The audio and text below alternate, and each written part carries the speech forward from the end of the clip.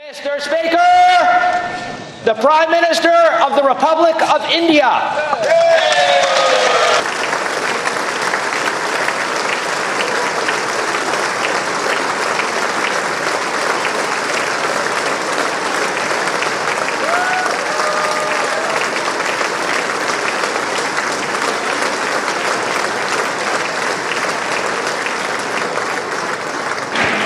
Thank you, Mr. Speaker, for opening the doors of this magnificent Capitol. This temple of democracy has encouraged and empowered other democracies the world over.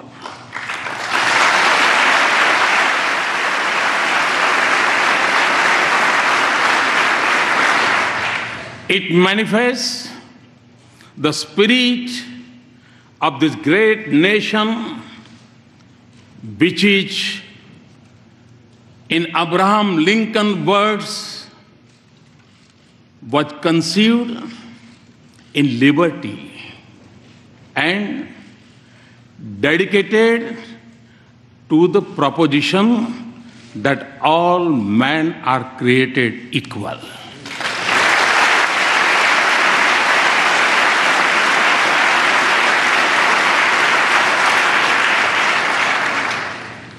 In granting me this opportunity, you have honored the world's largest democracy and its 1.25 billion people.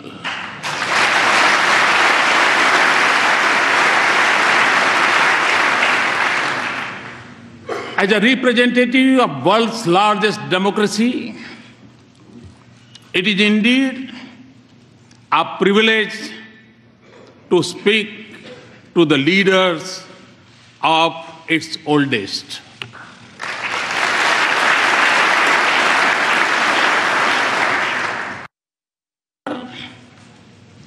Two days ago, I began my visit by going to the Arlington National Cemetery, the final resting place of many brave soldiers of this great land.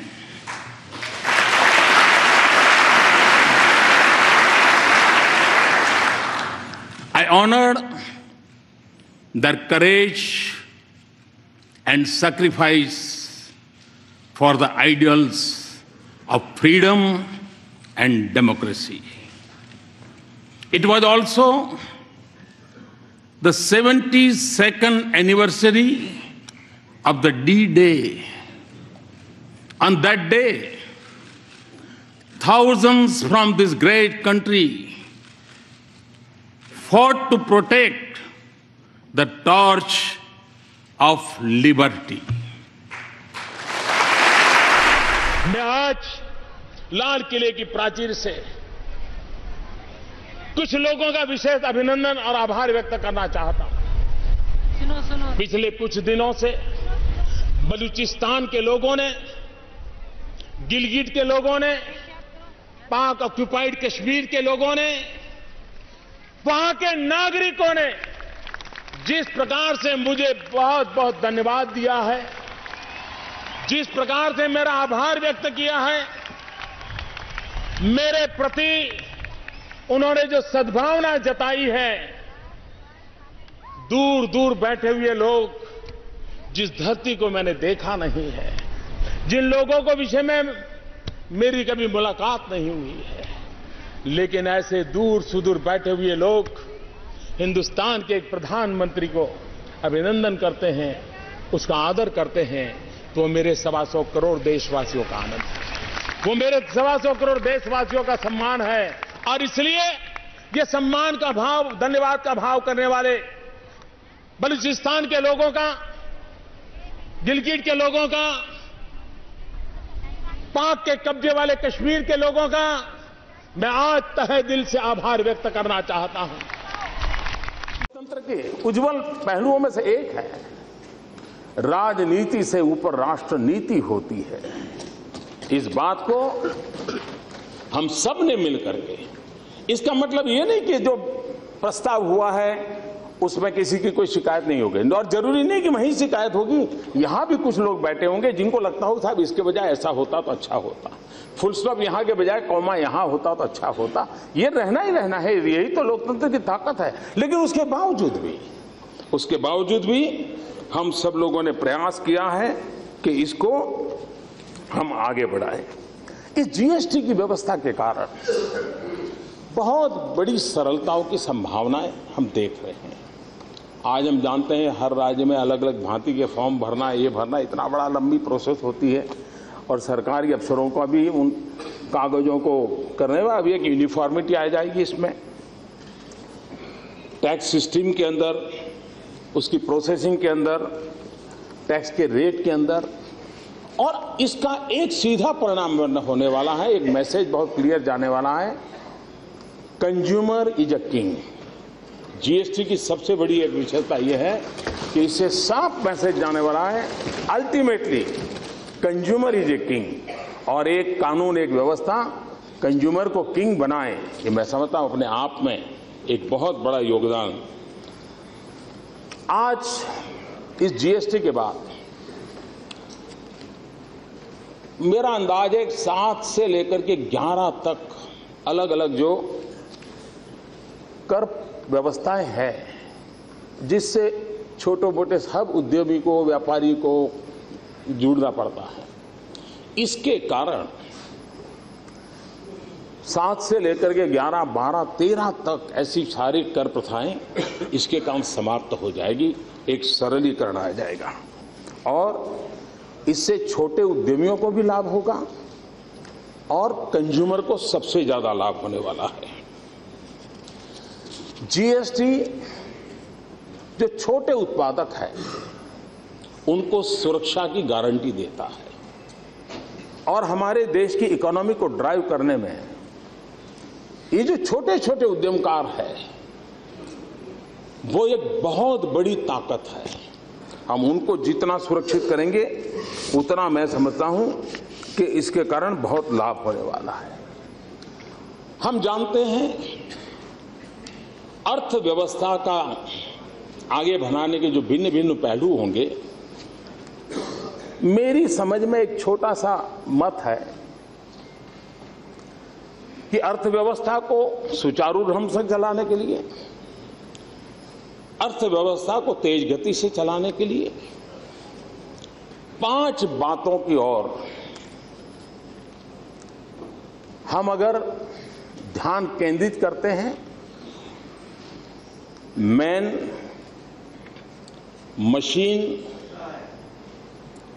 Material, money and minute, समय।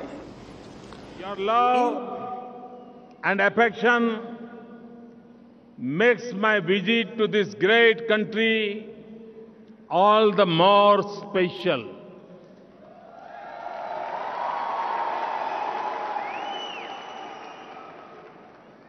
From across the vast Indian Ocean, I bring with me the warm friendship and best wishes of 1.25 billion Indians.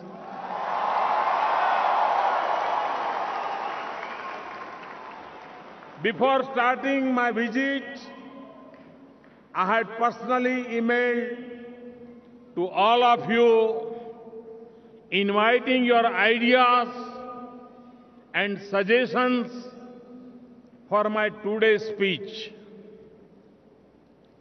On Narendra Modi app, I received thousands of innovative and useful suggestions. And these suggestions have helped me enrich my interaction with you today. दोस्तों, we may live on distant shores, in different time zones, and on different hemispheres, our ancestors may have been separated in history. Our nationalities may be different, and our support may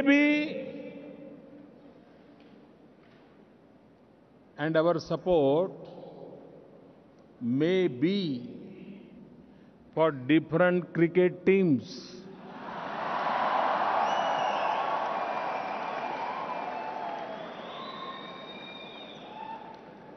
But our common cultural, religious, and spiritual heritage ensure that we remain close and connected.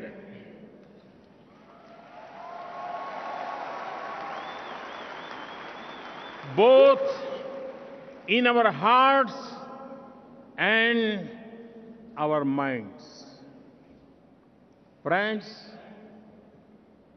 परसों 10th जुलाई है। आप लोग जानते हैं कि इस दिन का क्या महत्व है? जानते हैं 10 जुलाई का क्या महत्व है? नहीं जानते ना? इसी दिन 1991 10 जुलाई को साउथ अफ्रीका की क्रिकेट पर जो इंटरनेशनल सैंक्शन लगे थे वो हट गए थे।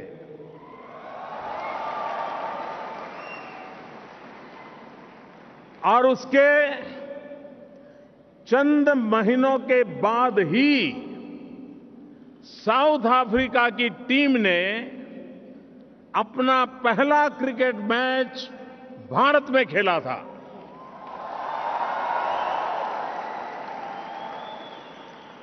और इतिहास की दूसरी पहलू देखिए, वही भारत जिसने एपार्थाइड के दौरान साउथ अफ्रीका का बहिष्कार किया था, वही भारत एपार्थाइड के बाद साउथ अफ्रीका को गले लगाने वाला सबसे पहला देश था।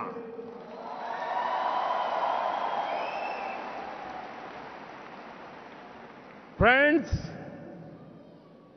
जब आप सबको देखता हूं तो मुझे आपके पुरखों, आपके एंसेस्टर्स और उनकी पीड़ा की याद आती है। साथ ही साथ उनकी बहादुरी का भी स्मरण आता है। Centuries ago, our ancestors traveled to the unknown shores of South Africa. They faced hardship and extreme poverty. मैं जब पहली बार सांसद के रूप में सेंट्रल हॉल में गया और सेंट्रल हॉल में मैंने पहली बार देखा था, मैं इसके पहले कभी गया नहीं था, तो मैंने ये कहा था कि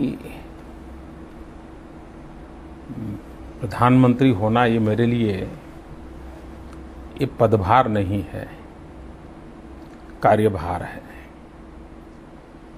और मैंने ये भी कहा था कि मेरी ये सरकार गरीबों को समर्पित रहेगी। आज मैं एकदम नया था, दिल्ली मेरे लिए नया था, दिल्ली का माहौल नया था,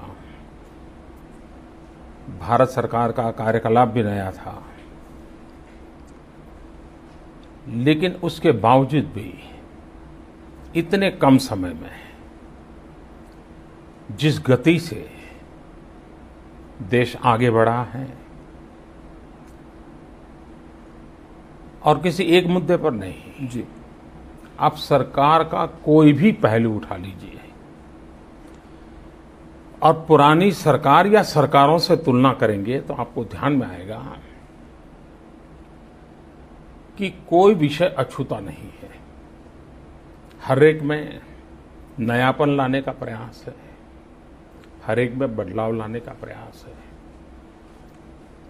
दूसरी सबसे बड़ी चुनौती थी, एक तो चुनौती ये थी कि मैं यहाँ का अनुभवी नहीं था, सांसद भी नहीं रहा था, परिसर भी नया था, प्रश्न भी नहीं थे।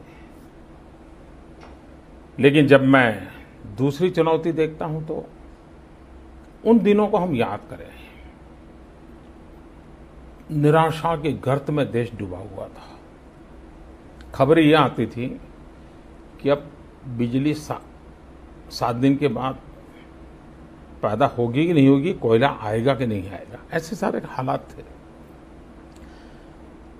पूरी सिस्टम एक प्रकार से निराशा की गर्त में डूबी हुई थी। उसमें एक बार नया विश्वास भरना व्यवस्था में, दूसरा देशवासियों में भरोसा पैदा करना, ये एक बहुत बड़ी चुनौती थी जो बाहर बैठ करके अंदाज लगाना बड़ा मुश्किल है, लेकिन मैंने उसको झेला है। लेकिन आज मैं बड़े संतोष के साथ कहता हूं कि निराशा का नामो निशान नहीं है। कुछ कर गुजरने के इरादे सब दूर दिखाई देते हैं और वो शब्दों में नहीं, कुछ अचीव किया है।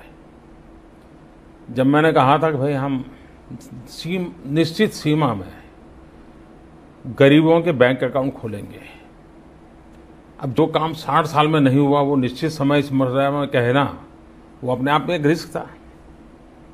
लेकिन उसके कारण सिस्टम में एक विश्वास पैदा हुआ, अरे भाई क्या बात है, हम ही लोग इसको कर सकते हैं। तो वो एक विश्वास जगाने की सफल प्रक्रिया मैंने शुरू की और आप आज देख रहे हैं कि हर क्षेत्र में वो स्थितियां बदली हुई नजर आती है। इस सरकार का मूल्यांकन करते समय ये बात कभी न भूलें कि आपको गत 10 वर्ष की सरकार के संदर्भ में ही करना पड़ेगा, तभी आपको पता चल जाएगा भाई कहाँ थे कहाँ है।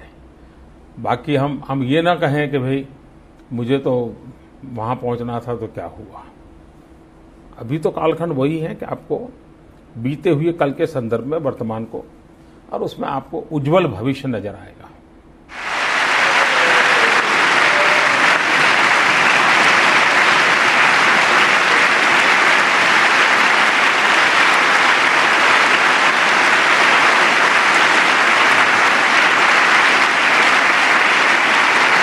Thank you, Mr. Speaker and Mr. Vice President, distinguished members, for this honor.